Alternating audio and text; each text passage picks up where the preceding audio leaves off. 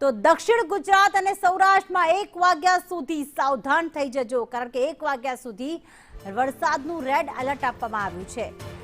રાજ્યના એવા 6 જિલ્લા છે કે જ્યાં વરસાદનું રેડ એલર્ટ એટલે કે ભારેથી અતિ ભારે વરસાદની આગાહી, જેમાં ભાવનગર,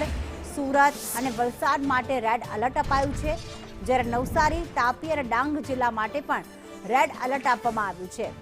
4 જિલ્લા માટે હવામાન વિભાગે 1 વાગ્યા સુધી ઓરેન્જ એલર્ટ આપ્યું છે, જેમાં ગીર સોમનાથ, અમરેલી, ભરૂચ અને નર્મદામાં વરસાદનું ઓરેન્જ એલર્ટ આપવામાં આવ્યું છે, જ્યારે અન્ય બીજા જિલ્લાઓ છે આ 9 અને 4 સિવાય તે તમામ જિલ્લાઓમાં વરસાદનું યલો એલર્ટ આપવામાં આવ્યું છે, એટલે કે માત્ર ત્યાં સામાન્ય વરસાદ થઈ શકે છે, પરંતુ 6 જિલ્લા એવા છે કે જ્યાં રેડ એલર્ટ આપવામાં આવ્યું છે।